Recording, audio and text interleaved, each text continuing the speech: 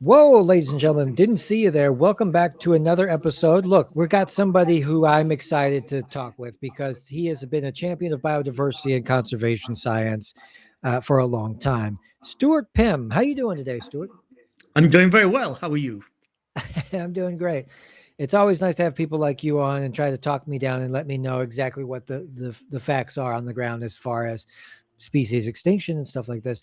Stuart Pimm is a world leader in understanding modern extinctions and developing actionable strategies to prevent them.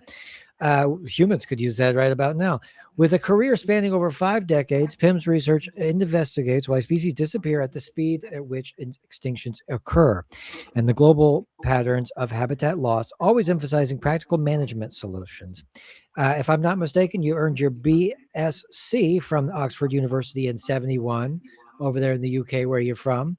And then your PhD from New Mexico State University, which must have been pretty fun. Was that in Taos or where is that? That's in Las Cruces, New Mexico. Oh, that's right. So That's I right. went from I went from Oxford and hopped on a plane and about 2 o'clock one morning got off a bus in what was then a sleepy little town in the middle of the New Mexican desert.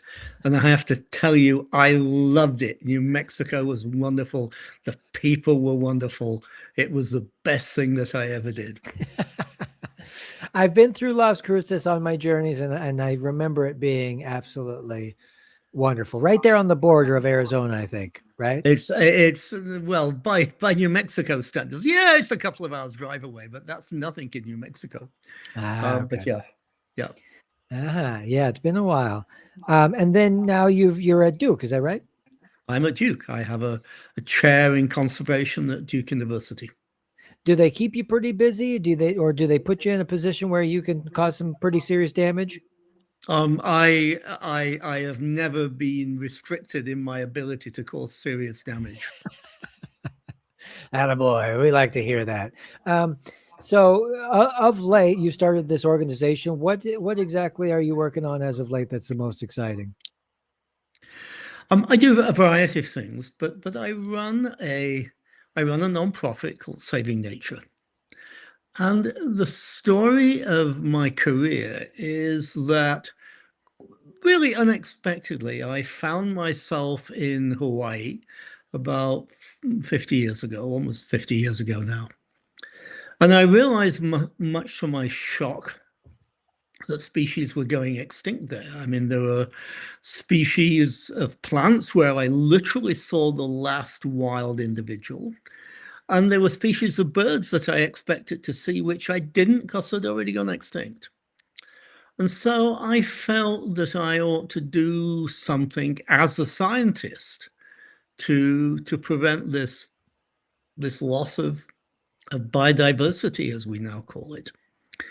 And the main reason why species are going extinct is we're destroying their habitats.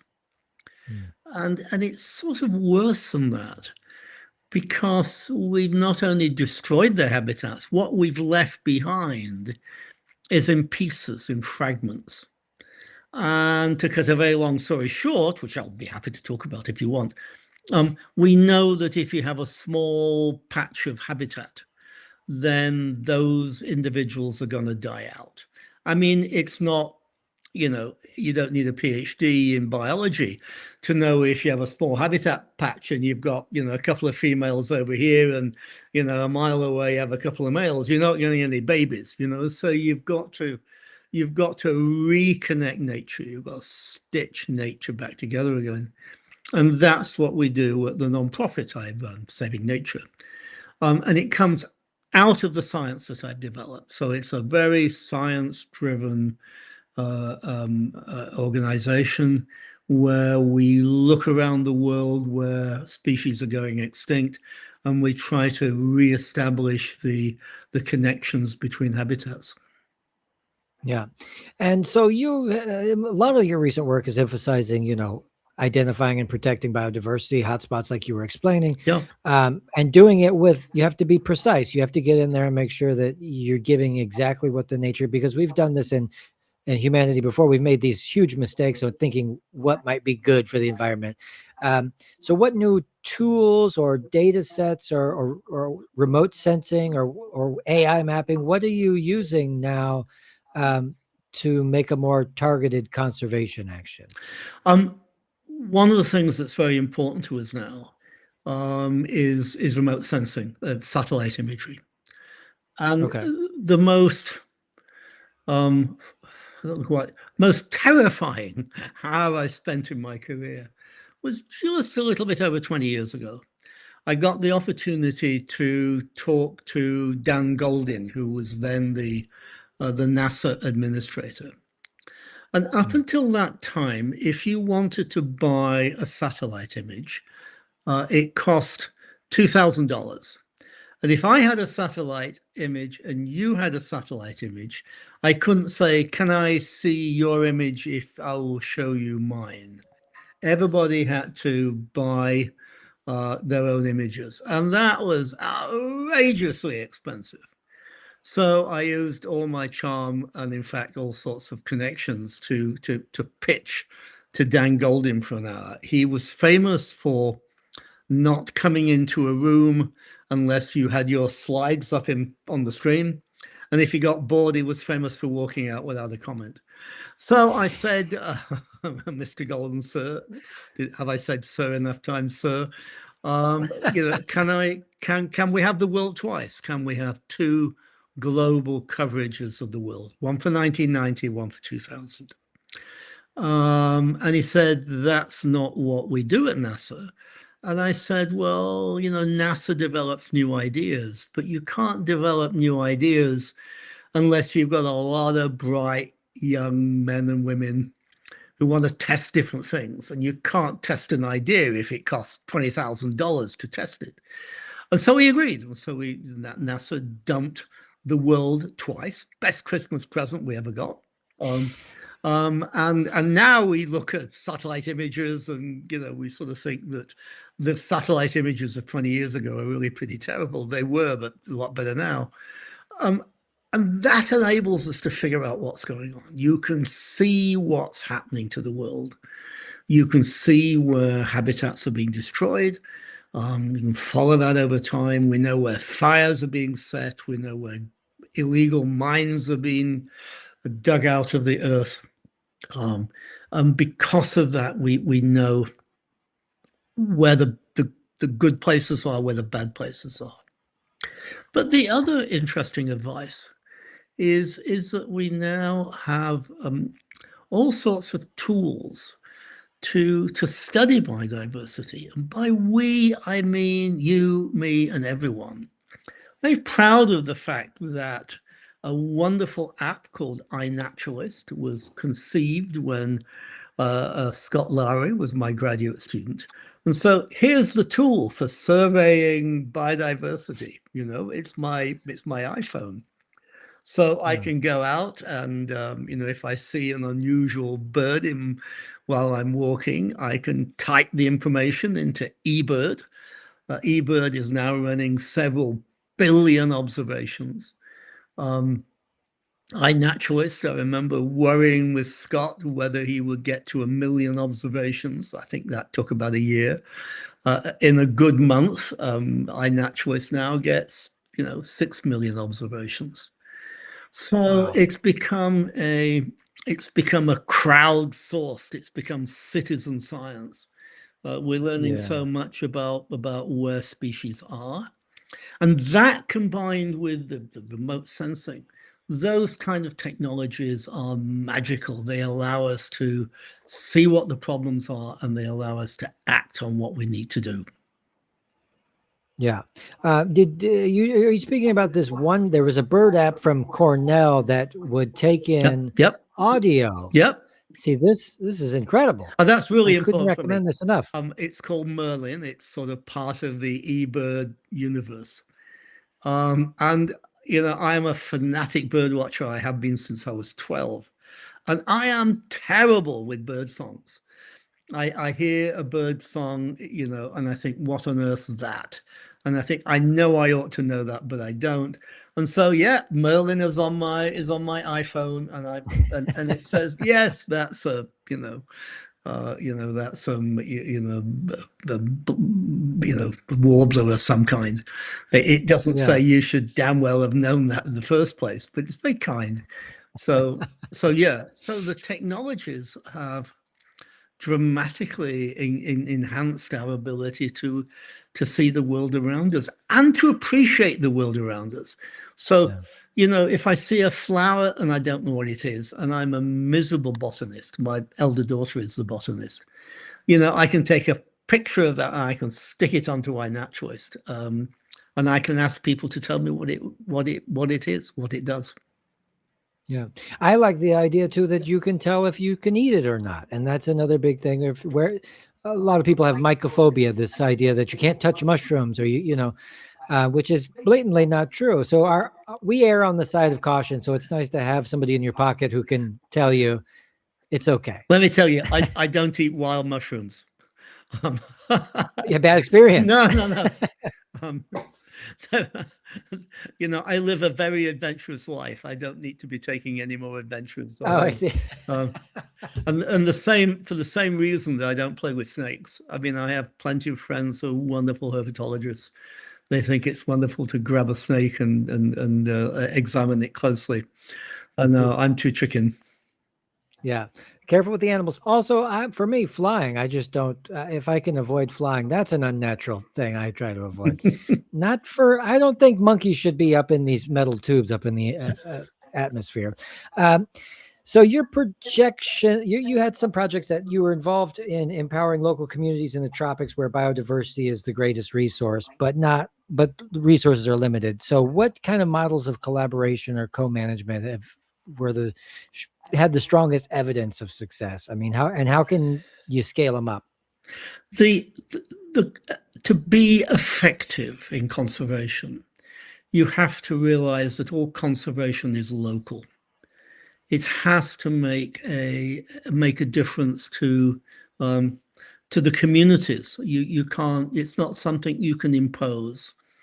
So I'm not a fan of conservation that's run out of expensive real estate inside the Washington, D.C. Beltway. You've got to get out Right. there and you've got to engage with local communities. So perhaps I could tell you a story. Um, Please.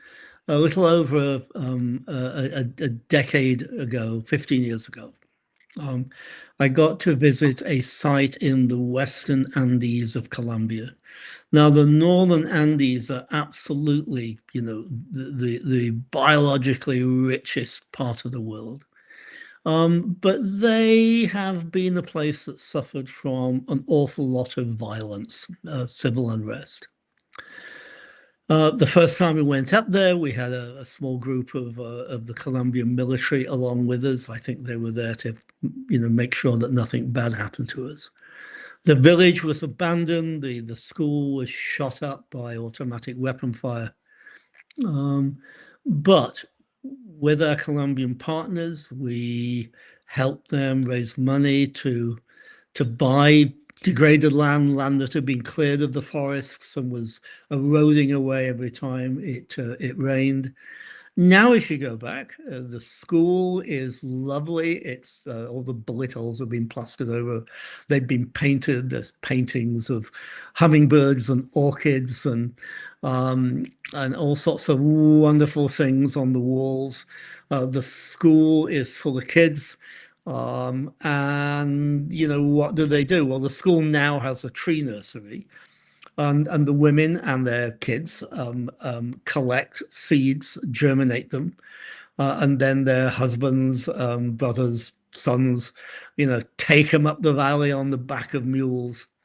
And we've planted, I don't know, over the last 15 years, about 1 million trees, 1 million native trees there.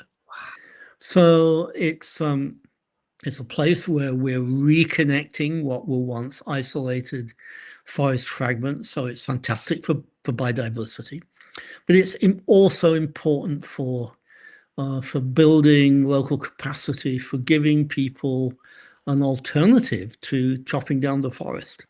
So we're very proud of the fact that we're creating a community that can earn a lot more money from planting trees than trying to grow cows. Yeah.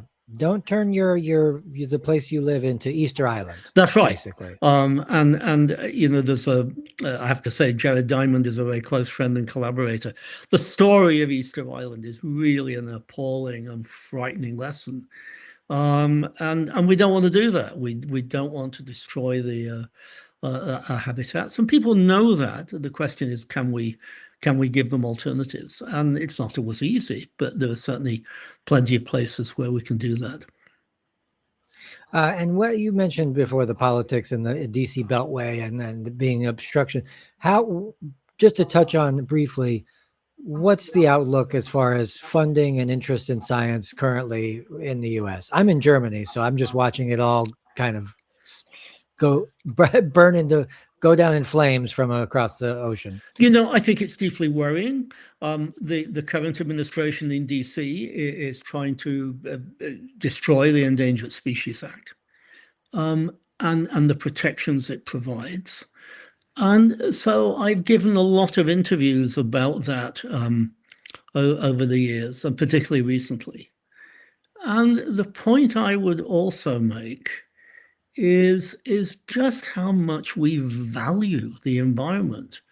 I mean, North Carolina has the Great Smoky Mountains National Park. It has the Outer Banks. It has the Blue Ridge Parkway. It has wonderful state parks all over the place. Do we want to destroy that? The answer is an emphatic no. There are roughly 300 million Americans, and roughly there are 300 million visits to our national parks each year. Economic estimates are that every visit generates about $100. So that's, shoppings, staying in hotels, camping, buying your camera, all that stuff. So the love that we express for the environment is very, very significant economically. And so it's very, very short-sighted to think that destroying environmental protections is going to do good for the majority of people. It may benefit a few people, the man or woman who chops down a forest to convert it into wood chips may benefit, but for the great majority of people, we in all sorts of ways benefit from the environmental protections, of which the Endangered Species Act is one. And so when people think, we ought to be doing economic analyses about endangered species, I want to do this, straight out of the Matrix. Bring it on. Let's look at what the costs and benefits are. I was testifying once in front of Congress to a very conservative politician who was very much angry that there were endangered species in his constituency, and he lived in a place where there were thousands of sandhill cranes that passed through, and the U.S. government had spent a few $1 million on creating a wildlife refuge. It was known that wildlife refuge brought in millions of dollars every year from tourists who want to come and look at these wonderful birds.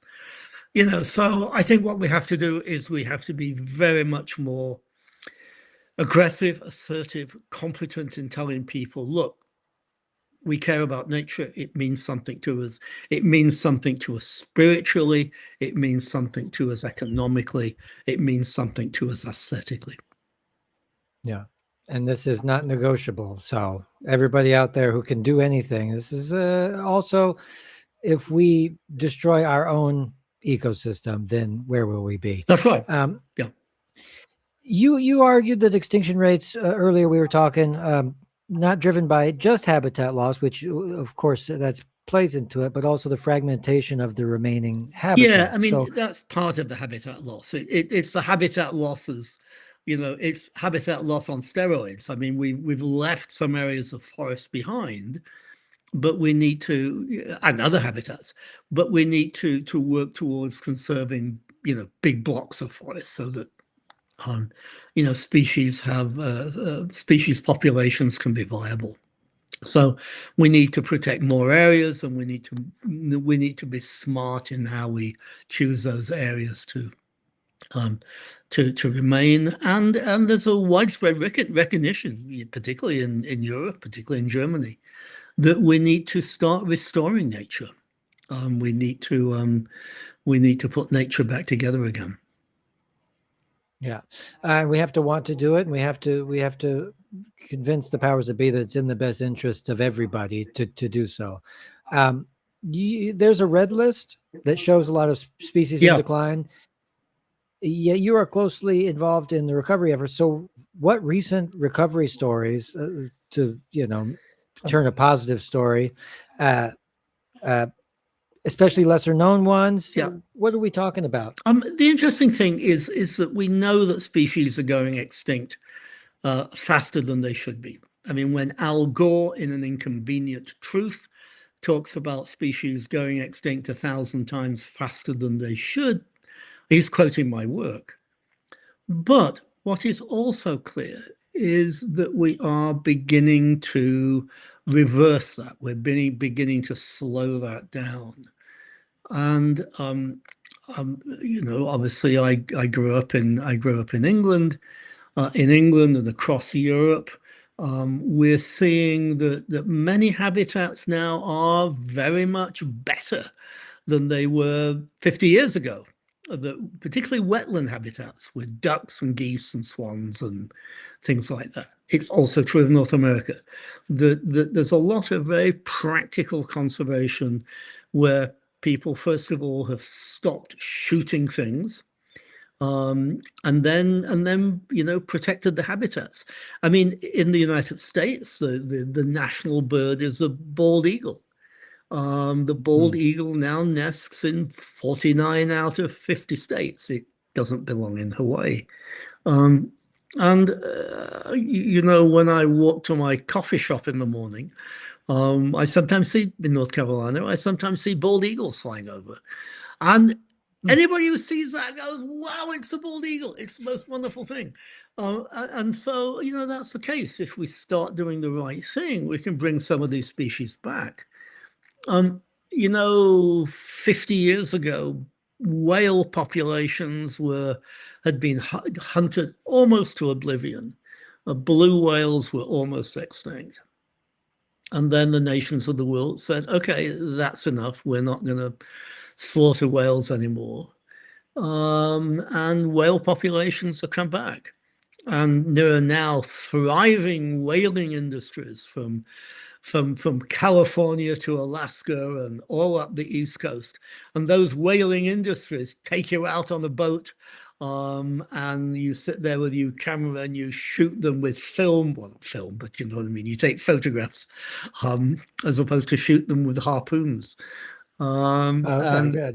That's sort of a measure of how times have changed. So the whaling industry of Provincetown or Gloucester in New England is now ecotourism. That's good. I was so sad to hear that. And then during the time in the 70s, there was like this moment, and then whale songs became very popular. There's no doubt that was a brilliant piece of marketing. I mean, they are so ethereal. They are so beautiful. You can't hear those and not be moved. And I think that did a huge amount to say, wow, that's not something we want to go silent. But turtles are another example. I mean, most species of marine turtles are now bouncing back because we've stopped eating them. But we've also started protecting the beaches where the turtles come into nest. There are now lots of local efforts where people protect the beaches, particularly when the females are laying the eggs. And so all but one of the marine turtle species, which still gets hit hard by long-lining fishing, most of the turtle species are coming back. Now, it's not all good news.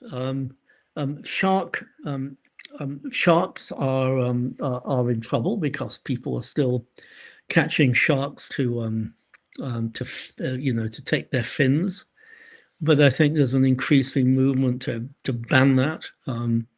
You no longer can get shark fin soup in respectable restaurants. So if you look through this, there's a there's bad news, but there's a lot of good news too. We are learning to do this thing called conservation science. Good. We need to do it. We need to do it fast. Keratin, from the rhino horn. They think it's like truffles that you could put on your spaghetti or something. It's just fingernails. It's basically Yep, right. just this stuff. I mean, Delicious. I mean, rhinos have taken a really major hit. Um, and there the issue is that one of the key people in the rhino world is a former postdoc of mine, and a very, very dedicated conservation scientist. And Sam Pereira argues that this really has to be a matter of how we engage local communities. If local communities don't want rhino poachers, they won't tolerate them.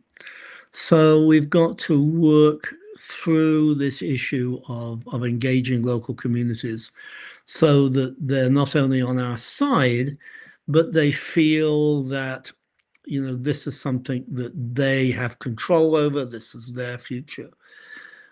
But you look at elephants, and elephants had a massive decline 50 years ago. But across the southern Africa, by which my colleagues and I mean an area about the size of the continental United States, there's more elephants now than there were 25 years ago. And that has come from energetic enforcement. It's come from ivory bands. Ian Douglas Hamilton, who was the leading figure in effecting ivory bands, died yesterday. So his legacy is that by and large we have suppressed ivory, not completely, but we've stopped shooting elephants for the ivory. We're protecting them better. So many southern African countries now have too many elephants rather than too few. And we have to work out practical ways of managing them. I mean, that's a wonderful story. I love that. The too many. Give me an animal that there's too many of. Well, that's okay. Most people who are fortunate, from Europe or North America to go and see elephants, go and stay in a €1,000 a night lodge, with hot and cold running game guides to take them out to see elephants and other things. Let me tell you, if you sleep in a small tent in the middle of Africa, you have a very different perspective on elephants and lions and various other things. You realize that they're very dangerous animals. We have to find a way for communities and wildlife to coexist, and that's a challenge, and that's what we do as professional conservation scientists. And as a conservationist, you have to make the awful decision when an animal has outstretched their ecosystem and have become a burden on others. Yeah, I mean, there's talk about killing elephants again. I think it's misplaced. I think we can manage the problem, but managing the problem is going to require us to again sort of stitch together the torn fabric of nature.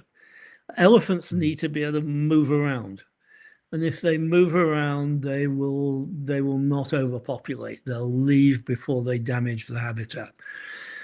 So we have to find ways of creating corridors for elephants. That's not easy. They're big, very demanding elephants. But we're working on that, and there are some. What's the most common complaint that we're getting from the too many elephants? Do they ruining crops? Things like this? It's more that they are.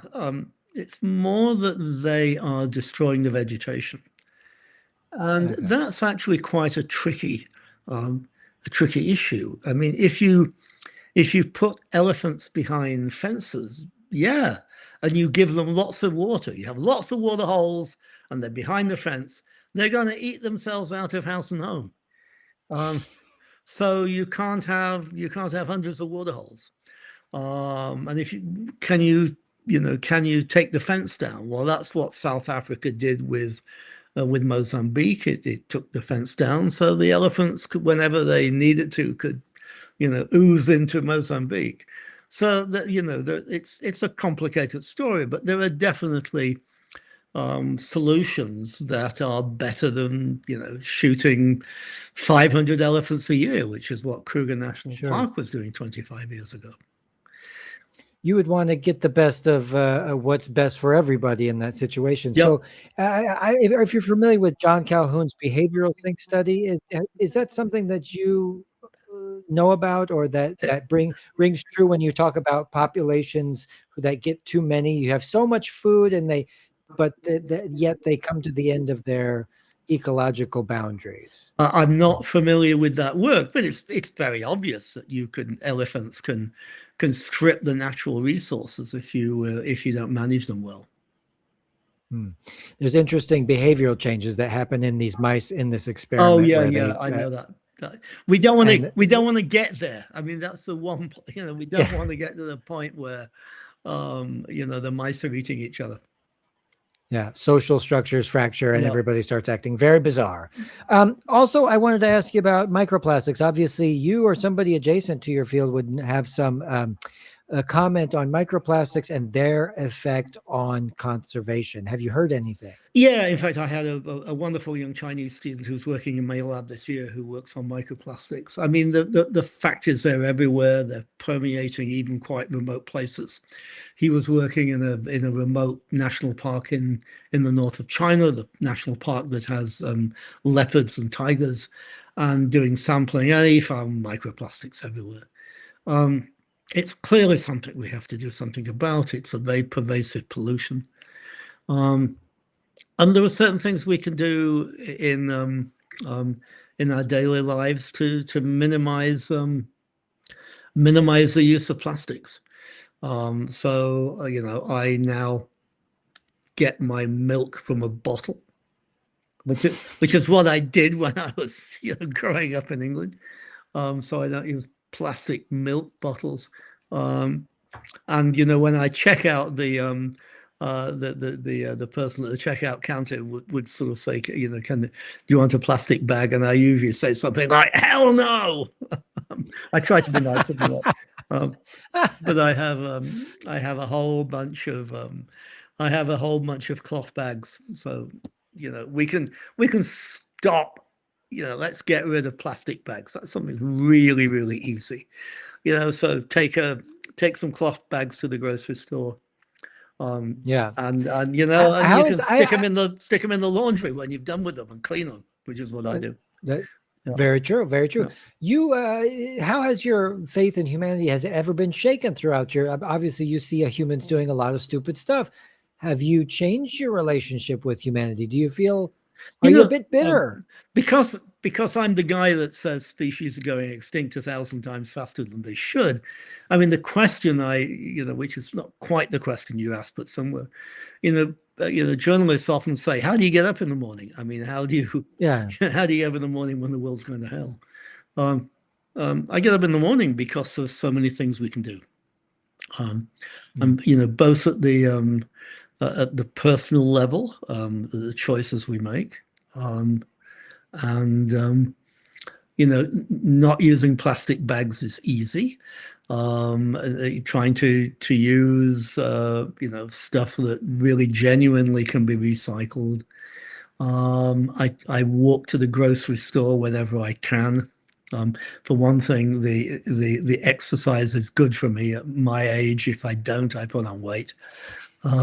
So I walk to the grocery store with my backpack, and I do that, almost every other day. And in part that's because I need the exercise, but in part because I want to stick it to the oil companies. I have not been able to get an electric car I like it, but the idea that I am not using gas. I live in a very hilly area, so it's quite a hike up the hill to get to my grocery store. But I think, what? I am sticking it to the oil executives who want to drill, baby, drill. And so, and when, I love fish. I'm not vegetarian. I don't eat a lot of meat. But I do love fish. And, there's a wonderful app, would you believe it, from the Monterey Bay Aquarium, that tells me what fish I can eat that's been sustainably harvested. That's nice. Yep. Yeah. It's excellent. So you do what you can, and Yep. every day that you wake up, you may wake up in a forest fire, but you do have some buckets of water, and there's something left to do. You might as well wake up and Yeah, give and it a I run try. a non-profit that's planting 1 million trees a year. So um, there are things we can do. You can't shake. I couldn't shake my finger at that. That is actually a wonderful. It's amazing. Did you have to do that with grants? Did you have to organize a lot of like-minded people? That's a big, huge undertaking. So How did you do that? 15 years ago, I was at a meeting that was trying to decide conservation priorities for Brazil. I thought the meeting was the most completely total waste of time of anything I've ever attended. It cost a lot of money, and what it was trying to suggest wasn't terribly practical. Um, and as part of the trip, I saw a cattle pasture. And this cattle pasture created a forest island. So there was a forest island over there, which was a protected area, but it was isolated by this cattle pasture from forest over there. And I thought, what we need to do is so incredibly obvious. We need to buy this cattle pasture and we need to plant it with trees so that the golden lion tamarins that lived in that forest island could go over there. I mean, we conservation scientists know why the chicken crossed the road. The chicken crossed the road to be with other chickens. So I thought, Necessity. how hard can it be to raise $300,000? And the first year I raised $300, and I felt unbelievably stupid. And the next year, I went back and I saw my colleague there, Denise Hambaldi. I was in the car with a couple of people I brought along, and I got out of the car and I gave Denise a big hug. And I said, Denise, I've got the $300,000. And she started to cry, and I probably started crying too. But it was just a wonderful feeling. And that cattle pasture now is a beautiful forest. So we reconnected it. And basically with that, we never looked back. It was such an obvious thing to do. It was cost effective. It was cheap. And now whenever I can, I take people to areas of the world which are full of marvelous species, and I show them degraded cattle pastures. And I say, if we could buy that and plant trees, we would offset a lot of carbon out of the atmosphere, and we'd reconnect to nature. And we're doing a lot of that around the world now. I think that that's one of the best things you do. That gives me hope in some of the things that I'm doing. Maybe I can also, you know, see it happen. You can't give up. Nope. You can't Yep. give up. Yep. Yeah. So one last question before we go. Look, I wanted to get your predictions on climate change. Obviously, intersects with what you do. There's a strong scientific consensus how warming is shifting rainfall patterns and all kinds of different weather. What are we going to see? What's your predictions here? Well, we've got a major problem.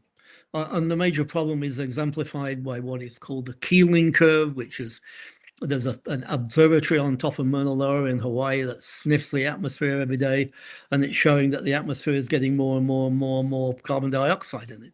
And there is no ifs or buts about that. It's measured with great accuracy. The irony is that there was a wonderful American scientist in the 1860s, would you believe, 1860s, who said, if we get more carbon dioxide in the atmosphere, it's going to warm up. So we've got to do something about the amount of carbon dioxide we're putting in through fossil fuels. And we in the United States have just turned our back on that, which is the most stupid damn thing I'd ever seen. Especially President Biden was working very hard to make sure that clean energy was going into communities that were economically disadvantaged. So what President Trump is doing now is reckless. But having said all that, when I look at Europe, what European countries are doing, when I see countries like I think Denmark that sometimes go for quite long periods of time entirely on renewables. I don't know what the status is in Germany. But you look at the overall patterns in Europe, it's clear that Europe is moving very quickly towards a sustainable energy supply. What I do know about is China. I spent a lot of time in China. China is building solar powers, wind power. It realizes that the future is going to be renewables. So, I teach fantastic young men and women at my university. And they often ask me about this, and I say, look, by the time you're my age, by the time you are in your 70s, you're going to look back and think, good grief, did we really use fossil fuels and drive around in cars, with petrol in them? We need to get to that future quickly. We need to get there soon. Will we get there? Yeah, clearly. I mean, the trends of how much more energy is coming from solar, from wind, from renewables, is really clear. So that's more positive than what I hear a lot of people say, but that's good. That we'll all still will be alive. Okay, I'll believe you.